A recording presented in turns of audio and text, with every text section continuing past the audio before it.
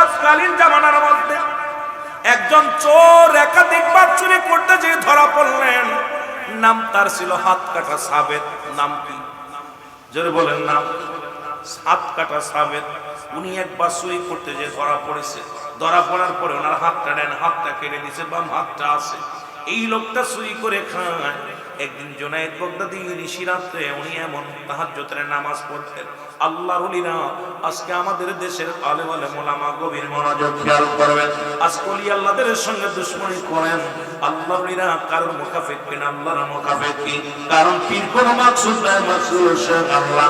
এখানে এসেছেন আল্লাহ পাওয়ার জন্য, পীরের কদমে আছেন আল্লাহ আল্লাহ রাসূল চিনার জন্য। জোরে জোরে বলেন ঠিক কিনা? আবে চুরি করতে আস আল্লাহর ওলির কদমে গো। আল্লাহর ওলি তাহাজ্জুদের নামাজ পড়িয়া ধান ধরে কান্দে, আল্লাহ আমার মুরিদগুলো তুমি বিপদ থেকে উদ্ধার করো আল্লাহ, যত মুসিবত আছে তুমি দয়া করো আল্লাহ। আল্লাহর ওলি জুনায়েদ বাগদাদী চোখের পানি ছেড়ে কান্দে, আল্লাহ আমার যত মুরিদান আছে তুমি তাদের দেখে রেখো আল্লাহ। তাদের পেটে ভাত নাই, পরনে কাপড় নাই আল্লাহ। অসহায় মানুষের সাহায্য করো। চোখের পানি ছেড়ে কান্দে। সাবেত চোর, হাত কাটা সাবেত এই মুহূর্তে ঘরের মধ্যে ঢুকছে। ঢুকিয়া ঘরের মধ্যে পাইছে কিরে মুসলমান শোনো, ঘরের ভিতরে যা পাইছে কয়েকটা জায়নামাজ, কয়েকটা পাঞ্জাবি, কয়েকটা মুসলমান তসবিহ, কয়েকটা টুপি। এবার আল্লাহর ওলিদের ঘরের মধ্যে এত বালাখানা নাই, বাড়ি গাড়ি নাই। মুসলমান শোনো, জমা জমি নাই, একদম অসহায় মুসলমান শোনো। আল্লাহর ফকির, আল্লাহর মুসাফির, আল্লাহর গোলামেরা বলতেছিলাম দুনিয়ার মুখাফিক কি হয় না, তারা মুখাফিক কি হয় আল্লাহ। জোরে জোরে চিল্লায়া বলা যাবে না ঠিক কিনা? এগুলো পাইয়া উনি এক হাত দিয়ে গুছাইয়া সবকিছু গুছাইয়া রাখছে। আল্লাহর ওলির নামাজ শেষ হয়ে গেল, দোয়া শেষ করলেন। শেষ করিয়া যখন এই পাশে ভিতরে আসলেন, আসিয়া দেখে রে হাত কাটা সাবেত এই সব মালামাল গুছাইয়া রাখছে। সালাম দিছে, আসসালামু আলাইকুম। ওলিদের চরিত্র কেমন হয় ভালো করে শুনবেন বাবা। আসসালামু আলাইকুম। ওয়া আলাইকুম আসসালাম। কে গো? কিরে তুই এনে কেন? তুই কি করো? বলে তুমি কে? বলে আমি তো তোমার মতো একজন। বলে কি তুমি ঘরে ঢুকছো কেন? তুমিও যা করতে এসেছো আমিও তাই করতে এসেছি। হাত কাটা সাবেত চিনতে পারে না, উনি বাড়ির মালিক, উনি আল্লাহর ওলি জুনায়েদ বাগদাদী, ওনাকে চিনতে পারে নাই। সাবেত এবার ডাকতে বলে তুমি কেন ঘরে আসছো? কেন আসছো? বলে তুমিও যা করতে এসেছো আমিও তাই করতে এসেছি। বলে ঘরের মধ্যে মালামাল নাই, সোনা দানা নাই, কোনো বড় অলংকার নাই, আছে দুইটা জায়নামাজ, দুইটা সিরা জায়নামাজ, পাঞ্জাবি, টুপি ইত্যাদি ইত্যাদি। মোরাকাবা মোসাদায় করে আল্লাহর ওলিরা।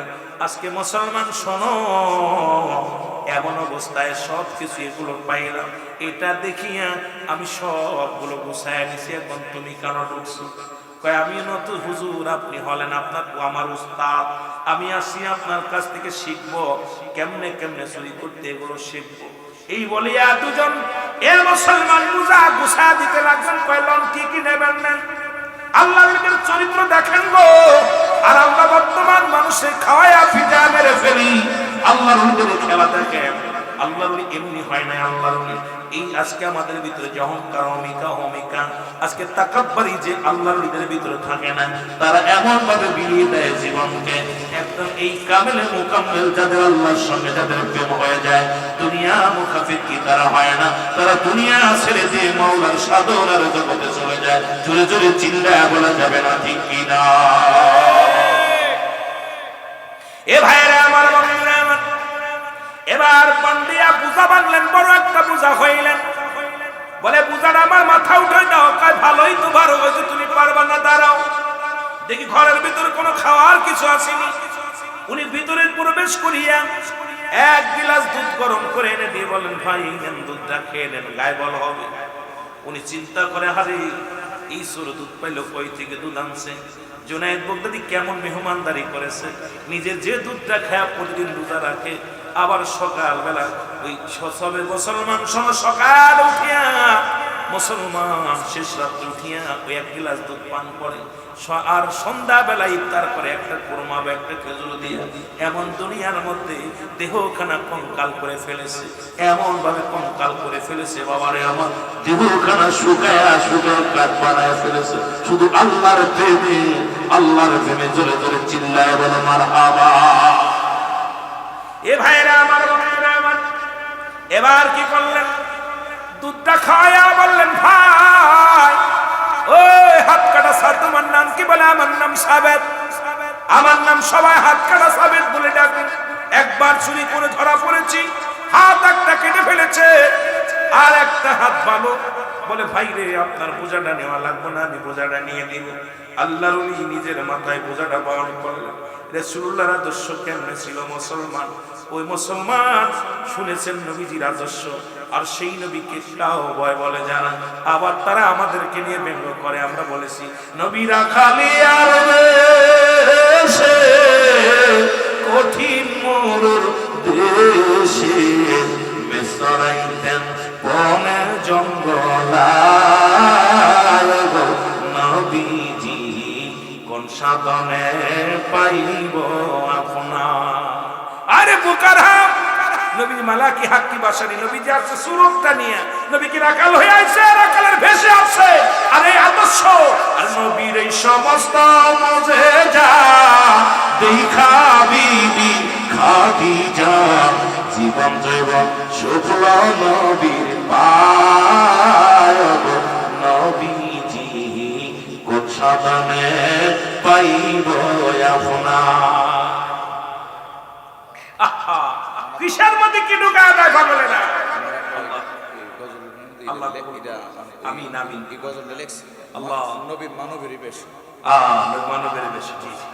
এ ভাইরা আমার, বন্ধুরা আমার, বনের যত পশুগণ ভক্তি করে নবীর দুসরণ, মেঘমালামর ছায়া দিত গায়, নবীজি কোন সাধনে পাইব আপনায়। বলো কোন সাধনে পাইব আপনায়, নবীজি কোন সাধনে পাইব আপনার।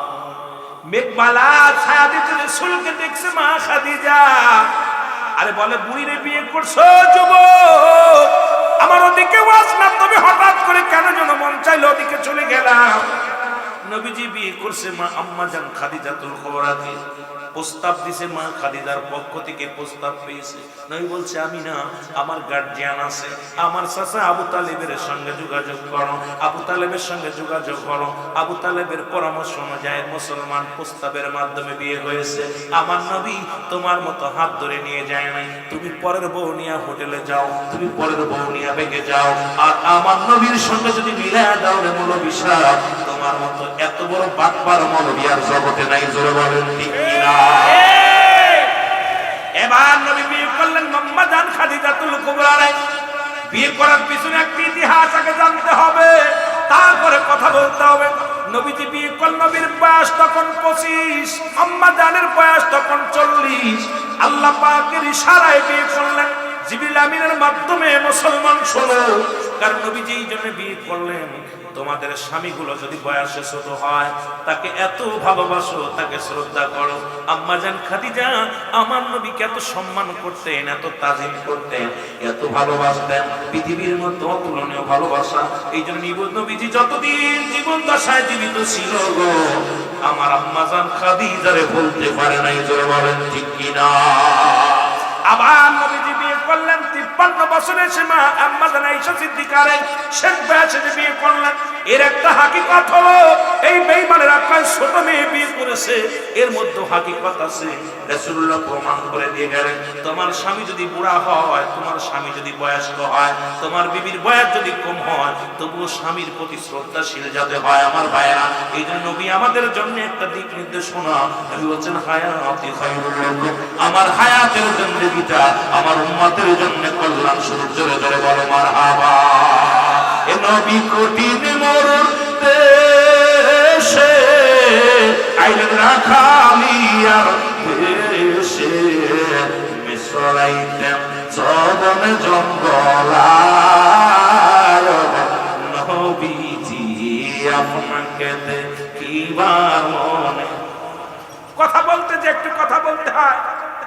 আরে আল্লাহকে যদি সিজদার পরে যদি কারোর হুকুম হতো তাহলে নিজের স্বামীকে সিজদা করতে বলতো আল্লাহ। জোরে বলেন ঠিক কি না? স্বামীর প্রতি কত শ্রদ্ধা ছিল আম্মাজানদের। এটা বোঝানোর জন্য যে স্বামী যাতে মাথার মুকুট স্ত্রীর, এই জন্য স্বামীর প্রতি যাতে গুরুত্ব থাকে স্ত্রীদের, এর জন্য নবীজি এই কাজ করলেন। আবার নবীজি রাখালের ভেষ ধরছিলেন। এই জন্য মানুষ যদি মাঠে কাজ করে, কিষান দেয়, জোন বেচে, রাখালি করে, সেজন্য কষ্ট না পায়, কোনো উম্মাত কষ্ট না পায়। এই নবীর ভিতরে সর্বগুণের গুণান্বিত ছিল। আবার নবী বাদশাহ ছিল, যিনি পৃথিবীর মধ্যে রাজত্ব করেছেন। পৃথিবীর মধ্যে এমনও জামা গায়ে দিছে যা পৃথিবীর কোন রাজা বাদশাহ গায়ে দিতে পারে নাই। নবী তালিযুক্ত কাপড় গায়ে দিছে, আবার এমন একটা জুব্বা গায়ে দিছে তার দাম তৎকালীন জামানায় ৪২,০০০ দিরহাম, যা পৃথিবীর কোন রাজা বাদশাহ পড়তে পারে নাই। সুতরাং কার লাগে কার তুলনা যাবে? নবীজি যে আমার উম্মতেরা যে ধনী হয় সেজন্য গুসাহী না হয়, সেজন্য অহংকারী না হয়, সে যদি এমপি হয়, মন্ত্রী হয়, সে যদি প্রেসিডেন্ট হয়, যেন তার ভিতরে অহংকার না আসে। আবার সে যদি ধান চালক, রিক্সা চালক হয়, সেজন্য কষ্ট না পায়, কারণ আমার নবী হালাত বুঝাইছে। এই জন্য নবী আমাদের জন্য শরিয়াত, তরিকত, হাকিকাত সবকিছুর মাপকাঠি হলো আমার নবী। জোরে বলেন ঠিক কিনা? আরো জোরে বলেন ঠিক কিনা? আর সেই নবীরে তুমি কাউ বয়, আরে কাউ বয়, গরু বয়, গরুর বালাও। আমার নবী তো গরু কোনোদিন চড়াই নাই। নবী মেষ চড়াইছে, বকরি চড়াইছে, নবী গরু চড়াই নাই। জোরে বলেন ঠিক কিনা? আমার ভাইরা, আমার বন্ধুরা, আমার গভীর মনোযোগ। ওদিকে আমি যাব না। আজকে আমার দেশের অনেক মুফতি সাহেব এটাকে নিয়ে জায়েজ করার জন্য এত ভাবে উঠে পড়ে লাগছে, বড় কষ্ট হয়, মনের ভিতরে বড় কষ্ট হয়। এই জন্য কথাটা আমি বললাম, যদি সময় পাই আরো বলবো। রাসূল পাক সাল্লাল্লাহু আলাইহি সাল্লামের মহব্বতই হলো প্রকৃত ঈমান। একটা হলো আমল, একটা হলো ঈমান।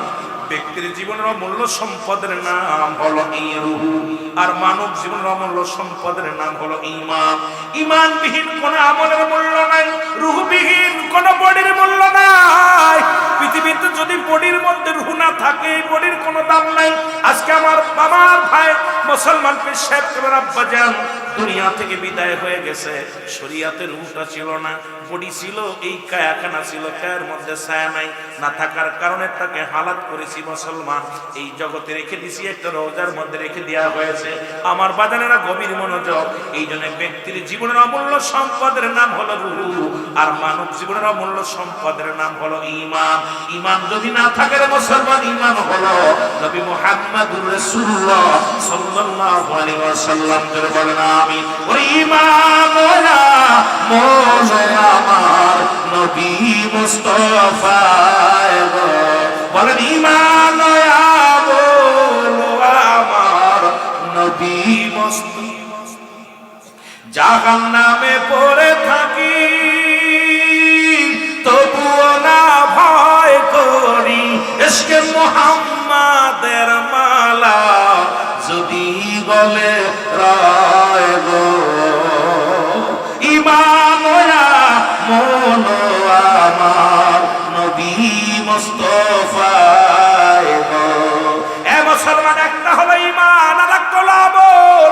নামাজ পড়ছেন এটার নাম আমল, রোজা রাখছেন এটার নাম আমল, যাকাত দিছেন এটার নাম আমল। ও মুসলমান, ঈমান হলো নবী মুহাম্মদুর রাসূলুল্লাহ সাল্লাল্লাহু আলাইহি ওয়াসাল্লাম। এই জন্য সুন্নিয়াতের মধ্যে ঈমানও আছে, আমলও আছে। কারণ সুন্নিরা আগে ঈমান তাজা করছে, তারপরে আমল করে। আর তোমরা আমল করো, তোমাদের ঈমান নাই, এই জন্য তোমাদের সব বরবাদ। করে বলেন ঠিক কিনা? এই জন্য আমি ফতোয়া দিছি, বাবা শুনে নাও। আল্লাহর নবীকে ব্যতীত, আল্লাহকে যারা নবীকে বাদ দিয়ে আল্লাহকে পাইতে চায়, এরা হলো আমার ফতোয়া, এরা হলো আল্লাহওয়ালা কাফের, আল্লাহওয়ালা কাফের, আল্লাহওয়ালা কাফের।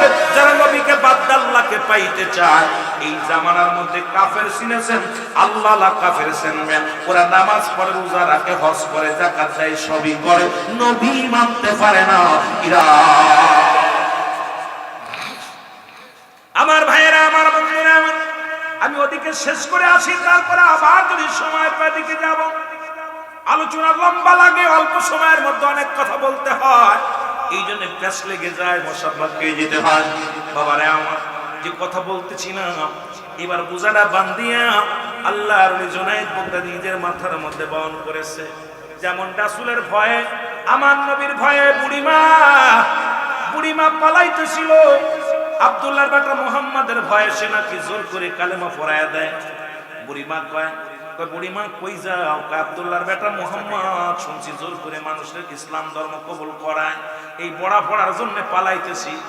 বুড়িমা এত বড় বোঝা নিয়ে কই যাও? আমার কাছে দাও। এবার দিয়ে দিছে মাথায় বোঝা। নবীজি মাথায় বোঝা টানছে। আরে নবীর হালাতটা দেখেন, নবী কেমন ইসলাম প্রচার করেছে, কেমনে ভাবে কালেমার দাওয়াত দিছে। এই মৌলবীরা নবীর হালাতটা দেখো। রাসূলুল্লাহ বুড়িমার বোঝাটা মাথায় নিয়া রওনা হয়ে গেছে, আর বুড়ি আমার নবীরে গালি দেয়। নবী পিছনে পিছনে হাঁটে, বুড়িমা আগে গালি গালাজ করে। আরে আব্দুল্লাহর বেটা মুহাম্মদ বড়া পড়া মরে না কেন? বড়া পড়া তুমি দিয়ে সাল্লাম বাড়ি সাল্লাম। এবার ছেলেদের ডাকতে বলে, ও আমার ছেলেরা কোথায় রে? ছেলেরা উঠে আসছে, কয় মা তুমি আসছো? কয় মা হবে আইছি। নবীকে দেখেই ছেলেরা আবার গোয়ার মধ্যে দৌড় দিছে। কয় বাবা দৌড়াও কেন? কয় মা গো যার ভয়ে দেশ সারলাম, যার ভয়ে ঘর সারলাম, তুমি তো তারই সাথে করে নিয়ে আইছো। যে মুহাম্মাদের ভয়ে আমরা ঘর সারিয়া পালাইছি, তাকেই তুমি সঙ্গে করে নিয়ে আইছো। এই বুড়ি ডাকতে কয় বাবা শোন রে বাবা শোন, এই যদি মুহাম্মদ হয় আমি তোদেরকে বলবো আর দেরি করিস না। এই লোকটা খারাপ হতে পারে না, এই লোকটা কোনো খারাপ চরিত্র হতে পারে না। আর যে লোকটার আমি এত গালি দিলাম, যে লোকটাকে এত মন্দ বললাম, যে লোকটাকে আমি এত খুশির কথা শোনাইলাম, একবার প্রতিবাদ করে নাই। এই লোকটা কোনো সাধারণ মানুষ হতে পারে না। বাবারে তোরা এই লোকটা যদি রাহমাতাল লিল আলামিন হয়, বিনা দ্বিধায় তোমরা কালেমা পড়ে নাও লা ইলাহা ইল্লাল্লাহু। এ আমার ভাইরা, আমার বন্ধুরা, আমার আজকে আমাদের চরিত্র কোথায়? আজকে আমাদের আদর্শ কোথায়? আমাদের কাছে মানুষের জানমালের কোন নিরাপত্তা নাই। আল্লাহর ওলিদের কদমে আসিয়া অনেক সন্তান ভালো হয়ে যায়। যদি প্রমাণ করতে চান, আমার ভাইয়ের কত মুরিদ আছে যারা এতদিন দুষ্ট ছিল, আল্লাহর ওলির কদমে আসা পর তার সাথে মশার সঙ্গে সঙ্গে তার কদমে নিসার হওয়ার পর এই মানুষটা ঘুষ ছেড়ে দিছে, সুদ ছেড়ে দিছে, জিনাবে বিচার অন্যায় ছেড়ে দিছে। এই মানুষটা আল্লাহ মুখী হয়ে দিছে। জোরে বলেন ঠিক কিনা? আর তো জোরে জোরে চিল্লায় বলেন ঠিক কিনা? তোমরা সনগমন দিয়া মদিনাতে কাঁদেন নবী উম্মতের লাগিয়া। বলো মদিনাতে কাঁদেন নবী। আরে দুরুদ সালাম পাঠাও তোমরা পাগল হইয়া। হায় হায় দুরুদ সালাম পাঠাও তোমরা পাগল হইয়া। তোমরা সনগমন দিয়া, তোমরা সনগমন দিয়া মদিনাতে কাঁদেন নবী উম্মতের লাগিয়া। বলো মদিনাতে কাঁদেন নবী। কত সাহাবীরা জান্নাত পেল নবীর পাগল হইয়া। কত সাহাবীরা জান্নাত পেল নবীর পাগল হইয়া। তোমরাও সনগমন দিয়া, তোমরাও সনগমন দিয়া মদিনাতে কাঁদেন নবী উম্মতের লাগিয়া। বলো মদিনাতে কাঁদেন নবী। এ মুসলমান শুনে না,